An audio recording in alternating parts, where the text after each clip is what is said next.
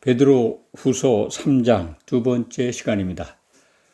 9절부터 18절까지 말씀을 가지고 은혜를 함께 나누도록 하겠습니다.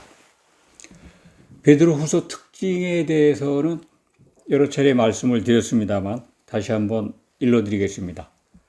사람이 죽기 전에 남기는 말이 가장 진실하죠.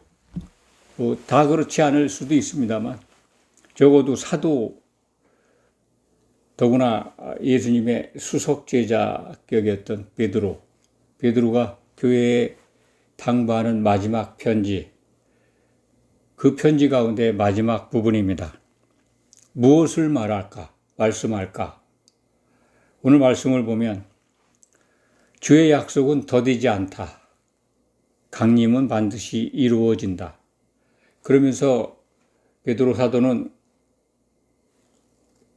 그 마지막 편지에서 뭔가를 너희에게 항상 기억나게 하고 일깨워주고 싶다. 그것을 여러 차례 강조하면서 이제 자신이 남기고 싶은 마지막 복음의 결론, 그것을 우리에게 제시해주고 있습니다. 오늘 말씀의 가장 중요한 부분은 14절에 기록되어 있다고 봅니다.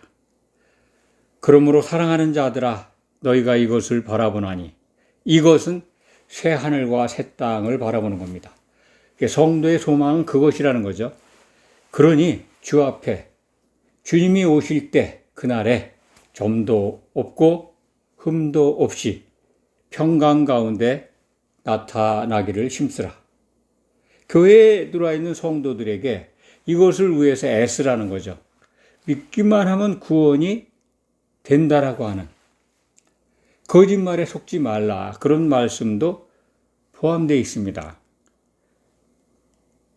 우리가 신앙생활하는 목적, 믿음의 결국, 그것이 뭔가를 오늘 본문 말씀에서 찾을 수가 있습니다. 물론 베드로 전서 1장 8절에 믿음의 결국, 믿음의 결론은 혼의 구원을 받는 것이다 라는 표현이 있습니다. 그것을 기억하신다면 주 앞에 점도 없고 흠도 없이 평강 가운데 나타나는 것은 혼의 구원을 받는 조건입니다. 혼의 구원을 받기 위해서 지금 9절 이하 쭉 설명하고 있는 겁니다. 예수님이 오실 때 어떻게 오느냐? 주의 날이 갑자기 온다. 그 하나님의 시간 속에서 오는 겁니다. 그런데 요한계시록은 오시기 전의 상황들을 이제 알려주고 있습니다. 사도 베드로는 계시록이 우리에게 주어지기 전에 사도로서 자기에게 부여된 임무를 다 성실히 수행했습니다. 그리고 마지막까지 남은 사도 요한을 통해서 예수님의 일정표를 계시록을 통해 주셨습니다. 그래서 예수님이 오시기 전에 일어난 일들을 우리는 신약성경 마지막 책을 통해 알 수가 있습니다. 그런데 베드로에게 계시된 내용 가운데 이 땅이 그냥 불에 타버린다는 거예요. 지금 10절의 말씀이죠. 모든 물리계 속의 물질들이 다 불에 타버리고 풀어지고 그 속에 있었던 모든 일들이 다 드러난다. 교회 성도들에 대한 모든 것들이 드러날 거죠. 그렇게만 생각하셔도 됩니다.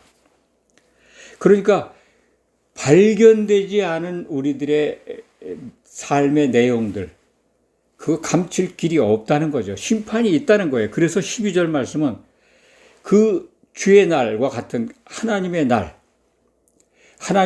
그 하나님입니다. 그러니까 주의 날을 그 하나님의 날로 또 이렇게 다른 표현으로 썼는데 같은 언어입니다. 이 베드로 후서 특징 중에 하나가 또 있는데 예수님을 주를 그 하나님으로 표기하고 있어요. 1장에서부터도 그렇게 기록되어 있고 베드로 후서 1장 1절 또 1장 11절 3장 우리가 지금 보는 마지막 절이죠. 18절에 이 우리 주 하나님, 그 하나님이죠. 예수님이 하나님이라는 걸 베드로후서에서 의도적으로 강조하고 있습니다. 예수님은 하나님으로 복귀하셔서 셋째 하늘에 앉아 계시다 하는 것을 일깨워 주는 거죠. 이 헬라 말로 보면 그것이 선명하게 보이는데, 어쨌든 그런 그 표현들을 이 마지막 편지에서는 정확하게 알려주려고 애쓴 것 같습니다. 3장 1절에 기록되어 있는 거룩한 선지자들, 또 주께서 선택한 사도들, 그 같은 동의어죠. 강조하기 위해서. 선지자, 신약시대의 선지자, 레마를 선포한 선지자는 사도들 뿐입니다. 그렇기 때문에 3장 1절 앞선 시간에 말씀드렸습니다만, 그것도 사도 베드로가 선지자가 곧 사도라는 것도 우리에게 일러주는 말씀입니다. 이런 것들을 이 베드로 후서에서 우리가 발견하면 매우 은혜로울 거라고 생각을 합니다. 그러니까 하나님의 날이 임하기를 바라보고 간절히 사모하라는 겁니다. 그것이 마지막 당부의 말씀입니다. 이게 이기는 자 되는 길이잖아요. 주님 오실 때 칭찬받는 믿음을 가져라. 교회에 주신 말씀입니다. 성도들에게 주신 마지막 당부의 교훈입니다. 믿기만 하면 구원받는다? 그 거짓말입니다. 그걸 계속 제가 되풀이해서 말씀을 드리는데, 정말 기억나게 하려고 애쓴 사도들의 말씀을 마음에 담으시기 바랍니다. 신약 성경의 사도들의 당부의 교훈과 명령은 좁은 문을 통과하는 지침서입니다. 예수님은 좁은 문으로 들어가기 힘쓰라고 하셨잖아요. 사도들에게 천국 열쇠를 주셨습니다. 천국 열쇠는 사도들, 12사도들이 갖고 있어요. 그게 바로 신약 성경이잖아요. 그걸 통해서 천국, 그냥 죽으면 천국 가는 그런 천국이 아니라 그리스도 나라에 들어가는 그 나라를 신약 성경은 하나님의 나라라고 표현하고 있는데, 그리스도의 나라입니다. 복음의 궁극적인 종착역은 일단 그리스도의 나라에 들어가는 것이고, 그리고 나머지는 그곳에 들어간 성도들은, 이기는 자 된 자들은 일사천리입니다. 백보자 심판대에서 심판하고 새 예루살렘 도성에 들어갑니다. 세세 무궁의 생을 보장받고 있습니다. 그런데 거짓말하는 사람들, 참 이 거짓 복음, 가짜 복음, 거짓 목사들의 발흥, 그리고 복음인 것 같은데 유사복음도 못 되고 거짓 복음입니다. 그런 것들을 가지고 교회를 혼란케 하는데, 이거는 쇠하지 않습니다. 정말 안타깝게도 거짓은 화려하게 부흥합니다. 그건 성경에 기록되어 있습니다.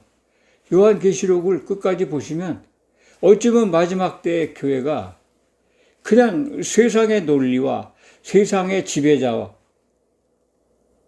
세상의 악을 가져왔던 그를 숭배하고 있어요. 마귀를 숭배합니다. 마귀가 보낸 짐승을 경배해요. 그가 하라는 대로 따라해요. 거짓말쟁이거든요. 마귀가 거짓의 아비 아닙니까? 거짓의 아비에게 모든 능력과 권능을 가지고 세상을 통치하고 교회를 장악한 그를 교회가 숭배합니다. 박수치며 따라갑니다. 말아들으면 또 죽습니다. 차라리 죽는 게, 순교당하는 게 낫죠. 그래서 제가 말씀드리는 겁니다. 그러한 거짓의 아비에 의해서 장악된 교회에서 뿌리를 내리는 거짓 목사들, 그들은 날로 부응합니다. 그걸 보고 시대를 또 그 교회의 상태를 진단하시기 바랍니다. 거짓은 날로 부응한다. 절대로 이단이 사그러들지 않습니다. 정통 안에 뿌리 내린 거짓 설교들, 가짜 복음들, 그거 정화되지 않습니다. 제가 말씀을 드렸지 않습니까? 화려하게 날이 갈수록 부응합니다. 반면에 진짜 복음, 진실은 참 겉으로 보기엔 쇠하죠. 맥을 못 추죠. 점점 좋아하는 사람들이 줄어듭니다. 환영을 못 받아요. 그렇지만 그것이 꺼지지는 않습니다. 그 씨는 살아있습니다. 왜? 하나님의 신실한 성도들은 끊어지진 않습니다. 그래서 결국은 이기는 자 되는 길로 가는 성도들이 있다. 그래서 우리에게 이 복음이 주어진 겁니다. 좁은 문으로 들어가기 힘쓰라. 우리는 믿음의 결국, 믿음의 목적을 오늘 베드로후서 3장 9절부터 18절 사이에서 찾을 수가 있습니다. 참 진짜는 싫어해요. 희한합니다. 그 세상 논리와 똑같아요. 가짜에는 다 열광하고 환호해요. 그런데 진짜 진실을 얘기하면 냉담하고 확증 편향이라는 말씀 전에도 드렸습니다만 자기가 믿고 싶은 것만 믿어요. 그게 점점 심화되고 있습니다. 이것이 세상 논리가 아닙니다. 교회에도 그것이 뿌리 내리고 있다. 제가 거짓이 부흥한다는 게 세상에 관한 얘기가 아닙니다. 교회에 관한 말씀입니다. 그래서 우리는 깨어있는 성도라면 14절 말씀, 주의 날이 임박해 왔고 그리고 반드시 심판이 있고 우리는 약속한 걸 믿는 성도들이니 새 하늘과 새 땅을 바라보라. 그리고 14절에 그러므로 사랑하는 형제들아 너희가 그 새 하늘과 새 땅의 소망을 주님이 다시 오시면 이루어지는 것들 그걸 바라보라니 주 앞에서 주께서 다시 오시면 이루어지는 그리스도의 심판대 앞에서 점도 없고 흠도 없이 평강 가운데 나타나기를 힘쓰라. 흠이 없다는 건 뭐예요? 온전하다는 거 아닙니까? 이기는 자 됐다는 거예요. 그 상태는 성령의 기름을 준비한 지혜로운 5 처녀를 연상하시면 됩니다. 그리고 양과 염소의 구별대, 양으로 구별된 성도들로 연결해서 보시면 이해가 쉽습니다. 평강 가운데는 뭘까요? 평안, 평강, 화평, 성령이 주시는 성령이 하나 되게 하시는 것 가운데 있으라는 겁니다. 성령의 기름을 준비한 거죠.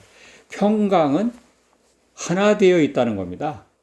예수님의 몸으로 한 몸을 이뤘다는 거예요. 교회를 이룬 겁니다. 많은 여러 성도들, 지체들이 흠이 없어서 한 몸을 이룬 상태를 평강 가운데 나타난 것이다. 이렇게 말씀하는 겁니다. 그러니까 예수님이 오실 때 우리는 이 점도 흠도 없어야 되지만 성령 안에서 그리스도의 몸으로 하나를 이루어야 된다. 이것을 지금 일러주는 겁니다.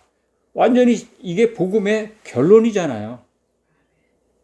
이것을 사도 베드로는 마지막 유언으로 우리 교회에게 남겨줬습니다.